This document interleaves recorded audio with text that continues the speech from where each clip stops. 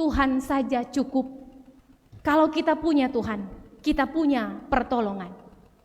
Dalam situasi yang demikian, Tuhan sedang menunjukkan kepada kita bahwa Tuhan itu lebih dari mampu. Dia hebat dalam hidup. Dan kalau kita memiliki Tuhan, kita memiliki mujizat dalam hidup, kita memiliki belas kasih Allah, kita memiliki sumber pertolongan. Tidak ada yang tidak dapat Tuhan lakukan. 5.000 orang Tuhan kasih makan dengan 5 roti dan 2 ikan. Demikian Tuhan sanggup menjawab doa-doa kita. Tuhan sanggup memberi belas kasih-Nya yang menolong kita. Tuhan sanggup membuka pintu dalam semua usaha kita. Tuhan sanggup mengerjakannya. Tuhan mau supaya kita mengasihi Dia dengan segenap hati, segenap jiwa, segenap akal budi, segenap kekuatan kita. Lalu kita berbelas kasih untuk mengasihi orang lain seperti kita mengasihi diri kita sendiri. Tuhan menolong kita untuk menjadi pelaku firman. Amin.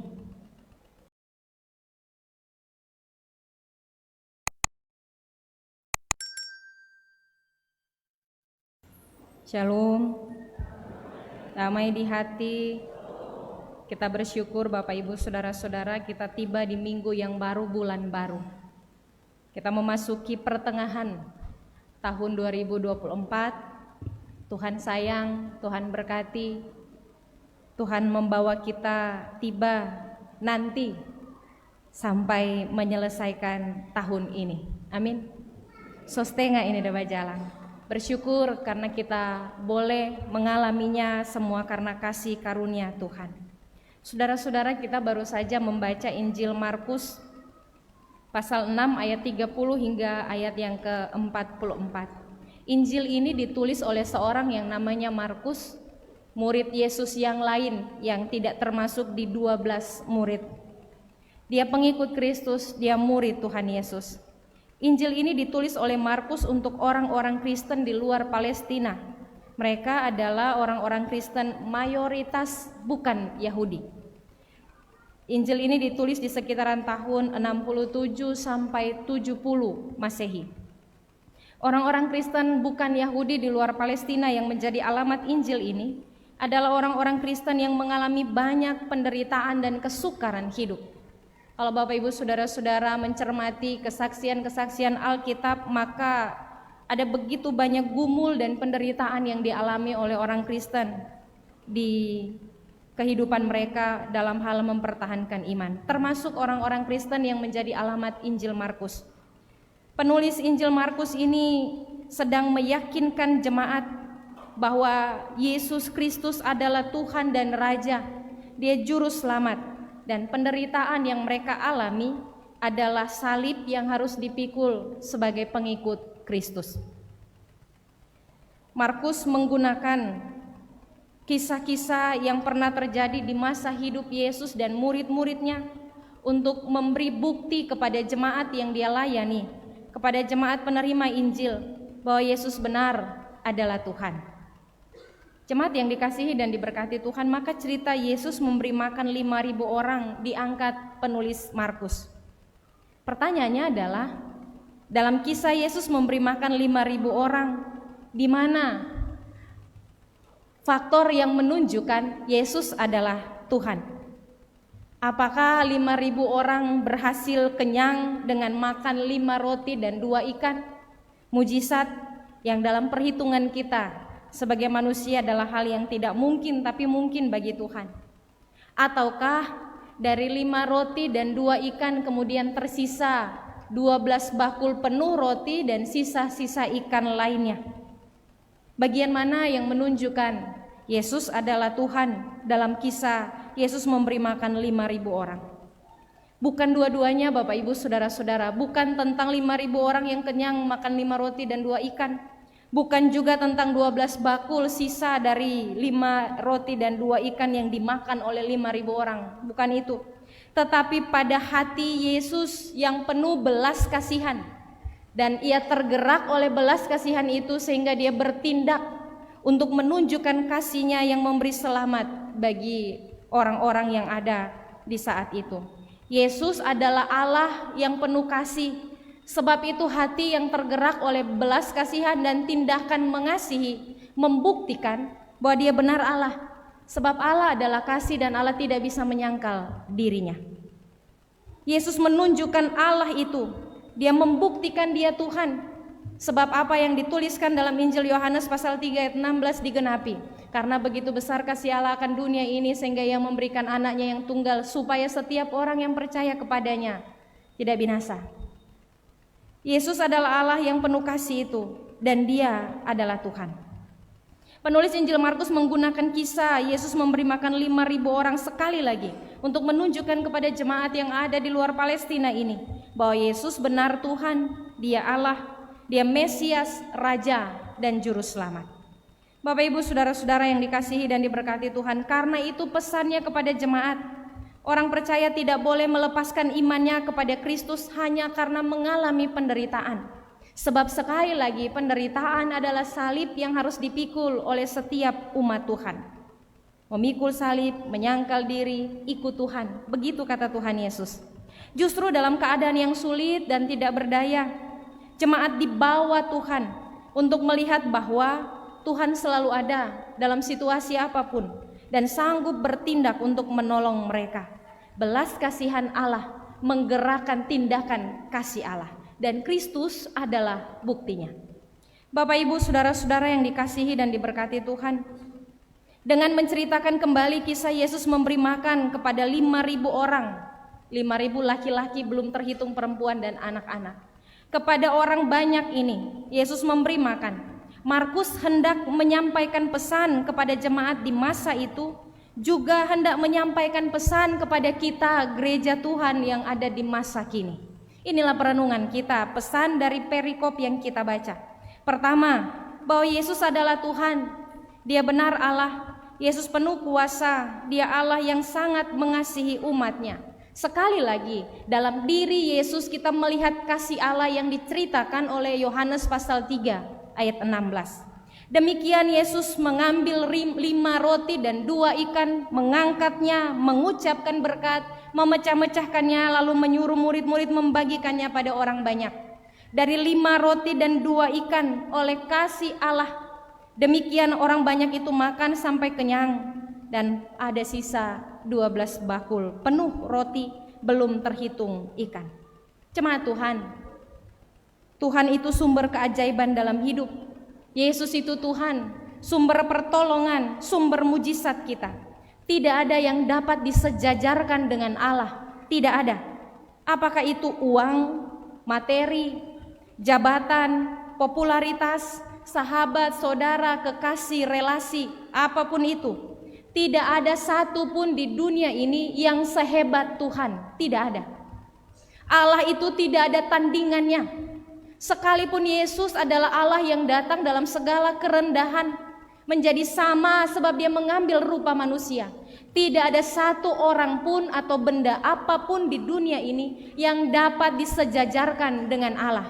Sebab Tuhan itu hebat dan besar dan dia tiada tandingannya. Maka bagian perenungan ini mengingatkan kita, jangan pernah mengandalkan manusia, materi atau hal lain yang ada di dunia ini. Andalkan Tuhan. Diberkati orang yang mengandalkan Tuhan, terkutuk orang yang mengandalkan manusia, begitu kata firman. Takut Tuhan, jangan takut manusia, lalu kemudian kita jatuh dalam dosa. Karena kita takut kehilangan jabatan, kita takut kehilangan teman, kita takut menghadapi gumul dan masalah. Lalu karena kita takut pada keadaan itu, kita hidup dalam dosa. Di sana bilang begini, di sini bilang begini. Supaya punya teman banyak, kita hidup dalam kemunafikan, dalam kepura-puraan, cari aman. Kita hidup dalam dosa. Takut Tuhan, jangan takut manusia. Takut Tuhan sebab kalau kita melakukan dosa, manusia mungkin tidak tahu. Yang jauh kita simpan dalam hati, tidak ada orang yang bisa mengukurnya. Sebab tidak ada orang yang bisa menakar hati manusia. Tapi ingat, Tuhan tahu. Tuhan tahu, dia mengenal apa yang kita pikirkan, dia tahu apa yang kita simpan dalam hati, dia tahu kita. Bahkan ketika tidak ada orang melihat apa yang kita lakukan. Takut Tuhan, sebab dari Tuhanlah hidup yang kita peroleh. Maka Bapak Ibu saudara-saudara, ketika kita merindukan hidup kita penuh dengan mujizat, ketika kita merindukan hidup kita penuh dengan berkat, pilihannya cuma satu, cari Tuhan. Tapi perhatikan ini, cari Tuhan karena kita menginginkan Tuhan ada di hidup kita. Cari Tuhan karena kita menginginkan hidup kita berjalan di dalam Tuhan. Jangan cari Tuhan hanya karena kita ingin mengejar mujizatnya. Jangan cari Tuhan hanya karena kita mengejar berkatnya. Karena jika demikian, kita tidak mencari Tuhan. Jangan datang berdoa pada Tuhan hanya karena kita ingin keberhasilan. Jangan hanya datang berdoa kepada Tuhan hanya karena kita ingin mendapatkan apa yang kita impikan. Cari Tuhan, kejar Tuhan, karena kita mau hidup taat pada Tuhan, karena kita mau hidup di dalam Tuhan, karena kita mau membangun hidup yang mengasihi Tuhan. Lalu berkatnya ada di mana? Mujizatnya ada di mana? Ada di Tuhan, Bapak Ibu Saudara-saudara. Kalau Tuhan ada berkat. Kalau Tuhan ada mujizat. Kalau Tuhan ada yang kita perlukan. Karena itu Bapak Ibu Saudara-saudara, firman Tuhan yang kedua yang menjadi perenungan kita di saat ini, pesan untuk jemaat di masa itu juga menjadi pesan bagi kita. Bahwa Tuhan Yesus itu Allah yang berkuasa, tapi Dia juga Allah yang peduli. Dia Tuhan yang mengerti, Dia Tuhan yang menyediakan. Dia tahu apa yang kita alami, Dia tahu apa yang kita rasakan. Dia tahu bahwa kita butuh, Dia tahu itu. Dan Dia mengerti. Dia juga menyediakan pertolongan menurut caranya, menurut waktunya. Tuhan menghitung semua tepat yang Dia takar untuk kita. Kadang kita merasa Tuhan kenapa lama sekali. Tuhan saya sudah perlu tapi kenapa ini rasanya terlalu lambat. Cara Tuhan, waktu Tuhan mungkin tidak kita mengerti. Tapi Allah menakar berkat selalu tepat porsinya. Tidak pernah terlambat. Selalu pada waktunya. Alkitab memberi kesaksian dalam Pengkhotbah 3 ayat 11. Waktu Tuhan itu indah, segala sesuatu indah pada waktunya. Bapak Ibu Saudara-saudara yang dikasihi dan diberkati Tuhan, Yesus tahu orang banyak butuh makan. Sebab ketika Dia menyendiri dengan murid-muridnya, sebelum mereka tiba, orang banyak telah tiba lebih dahulu. Yesus memberi pengajaran kepada mereka hari mulai malam, dan Dia tahu apa yang mereka butuhkan. Mereka tidak hanya membutuhkan pengajaran, mereka tidak hanya butuh melihat Yesus menyembuhkan orang yang sakit. Mereka tahu bahwa dalam keadaan yang perlu, dalam keadaan yang sesak, mereka membutuhkan Yesus yang bisa menjawab kebutuhan mereka. Tetapi Yesus juga tahu kebutuhan-kebutuhan jasmani, bahwa dalam situasi di saat itu mereka lapar dan mereka butuh makan. Karena itu Bapak Ibu Saudara-saudara, kepada murid-muridnya Tuhan Yesus memberi mereka perintah untuk menyediakan makan bagi orang banyak itu. Kata murid-murid, haruskah membelanjakan 200 dinar untuk memberi makan orang banyak ini? 200 dinar itu Bapak Ibu Saudara-saudara adalah upah kerja buruh untuk 2 hari. Haruskah membelanjakan upah sebanyak itu? Apa kata Tuhan? Apa yang ada padamu? Maka demikian terjadi 5 roti dan 2 ikan. Saudara-saudara yang dikasihi dan diberkati Tuhan, demikian Yesus tahu orang banyak itu butuh dan Dia bertindak. Karena kenapa? Karena Dia tahu mereka butuh Tuhan. Mereka butuh Dia untuk bertindak. Mereka menantikan pertolongannya dalam situasi di saat itu. Maka Dia mengucapkan berkat dan Dia memberi makan, terjadilah mujizat itu. Saudara-saudara yang dikasihi dan diberkati Tuhan, kepada kita yang ada di masa sekarang ini, bagian firman Tuhan mengingatkan kita, apapun yang sedang kita butuhkan, apapun itu, entah kita butuh makan, kita butuh pakai, kita butuh sehat, kita butuh umur, kita butuh ini, kita butuh itu. Semua kebutuhan dalam hidup kita mengajari kita satu hal, kita butuh Tuhan. Sekali lagi saudara-saudara, butuh ini, butuh itu, semua keperluan dalam hidup kita mengajari kita satu hal, kita butuh Tuhan. Sebab tanpa Tuhan kita tidak bisa apa-apa. Tanpa Tuhan kita tidak akan memperoleh berkat. Jika Allah tidak berkenan, jika Allah tidak berkehendak, jika Allah tidak mau, maka kita tidak akan pernah memperolehnya. Alkitab menyaksikan bagi kita di luar Tuhan, kita tidak bisa berbuat apa-apa. Mungkin kita akan berkata, bukankah saya bekerja? Bukankah saya berusaha? Bukankah saya melakukan tugas saya dengan baik? Saya berpengetahuan, saya berpendidikan, saya punya skill, saya cakap dalam mengerjakan tugas. Bapak Ibu Saudara-saudara, kalau kita harus berusaha, kalau kita harus bekerja keras, karena demikian Tuhan memerintahkannya bagi kita. Tuhan tidak memberi kita hidup untuk bermalas-malasan.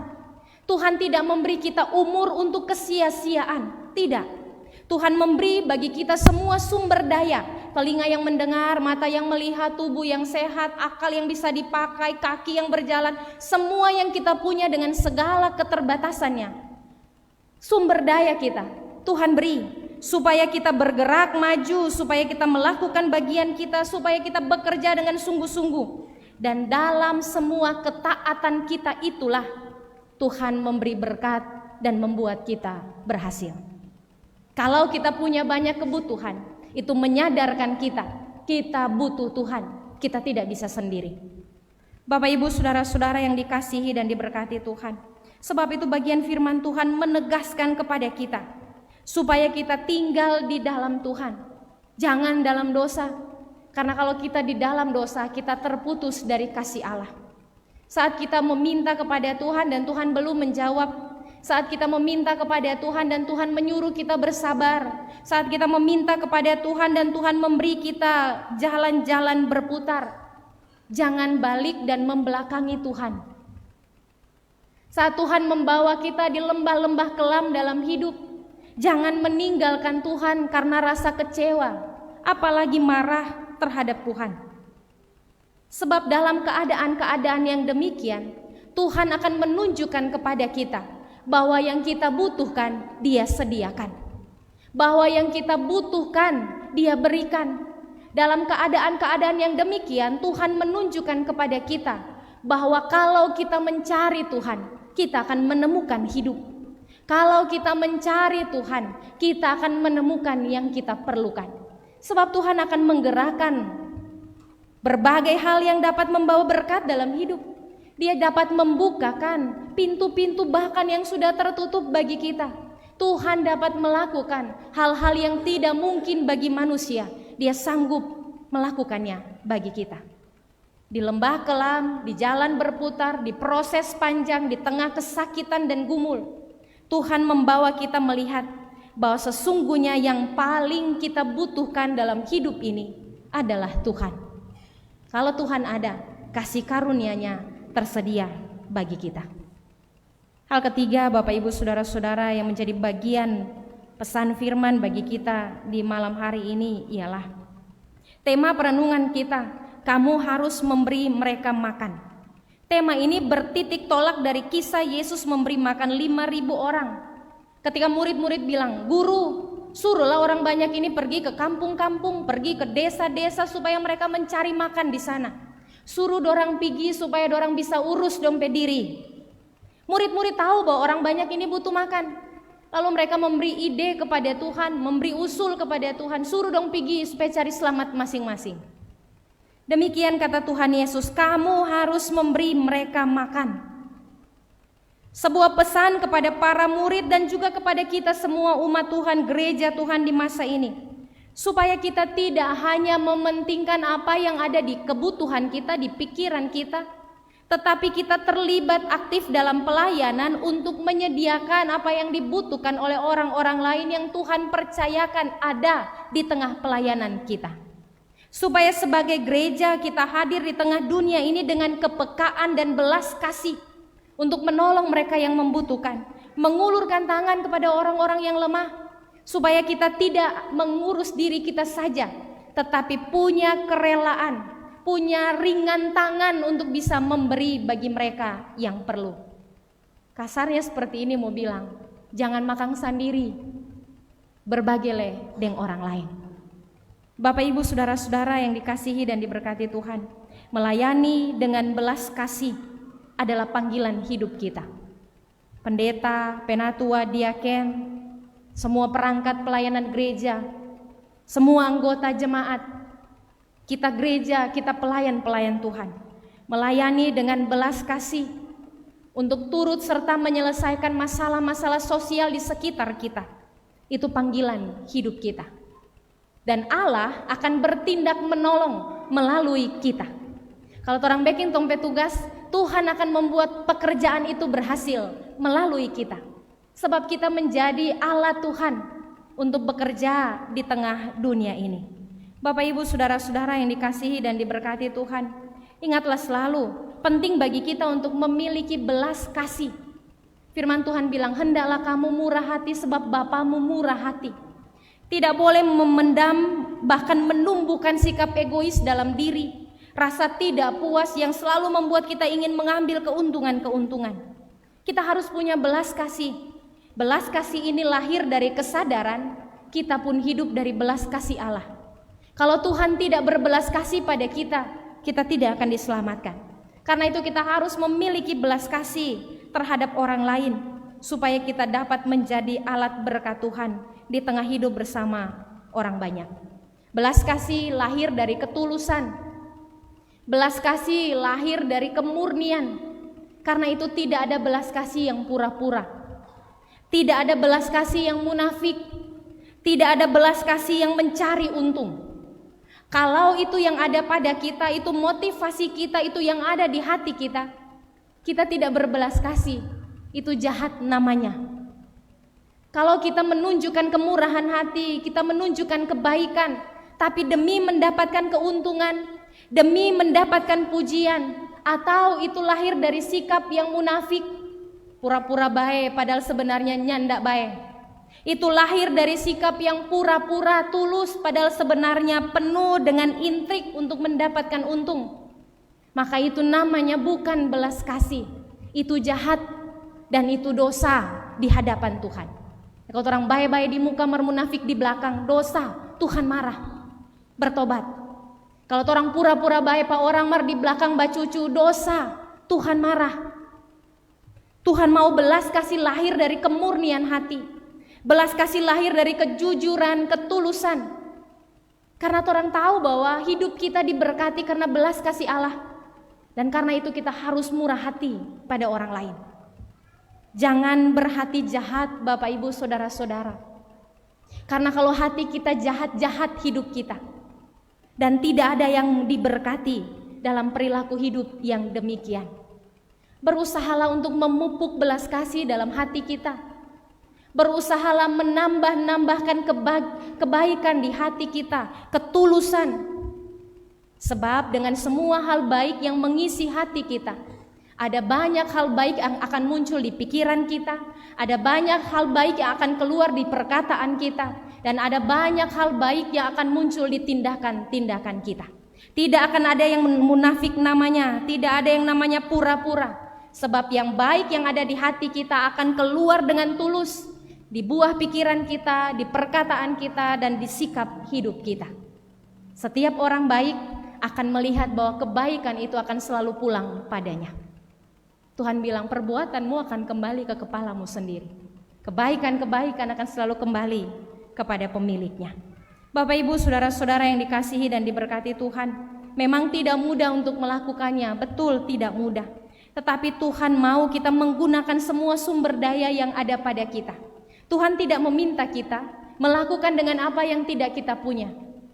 Waktu murid-murid bilang ini kepada Tuhan Yesus, haruskah kita membelanjakan 200 dinar untuk memberi makan orang banyak ini? Mereka mungkin berpikir ini banyak sekali 200 dinar. Harus mengeluarkan, harus cari. Tapi apa yang Tuhan Yesus bilang? Periksa apa yang ada padamu. Apa yang ada padamu? 5 roti, 2 ikan. Lalu Tuhan memberi berkat dan terjadi mujizat. Tuhan tidak menyuruh kita berbelas kasih, memberi kebaikan dengan apa yang tidak kita punya, tidak. Dengan apa yang ada padamu, dengan yang ada pada hidup kita, dengan kemampuan kita, dengan hikmat yang Tuhan beri pada kita, dengan hal-hal yang Tuhan hadirkan di hidup kita, termasuk berkat-berkat yang Tuhan taruh di hidup kita, yang ada pada kita. Berbelas kasihlah pada orang lain. Sebab Bapak Ibu Saudara-saudara, pada akhirnya yang tidak ada pada kita dan yang kita butuhkan akan Tuhan taruhkan di hidup kita, Tuhan alirkan pada kita lewat belas kasih orang lain. Demikian kita hidup. Tuhan memakai kita untuk menjadi berkat bagi orang lain, dan Tuhan memakai orang lain untuk menjadi berkat dalam hidup kita. Demikian gereja Tuhan hadir untuk membawa belas kasih Tuhan dalam persekutuan dengan banyak orang. Pertanyaannya, lalu apa upah kita atas semua belas kasih dan ketaatan kita kepada Tuhan? Apa upah kita? Tuhan adalah upah kita. Dia mujizat dalam hidup, dia keberuntungan kita dalam hidup. Kalau Tuhan hadir di hidup kita, sesungguhnya kita punya semuanya. Bapak Ibu Saudara-saudara yang dikasihi dan diberkati Tuhan, dalam banyak keadaan Tuhan sering membawa kita sendirian dan mengalami gumul bahkan kesakitan. Dalam banyak situasi Tuhan mengizinkan kita ada dalam gumul, dan dengan begitu terbatas kita merasa tidak berdaya.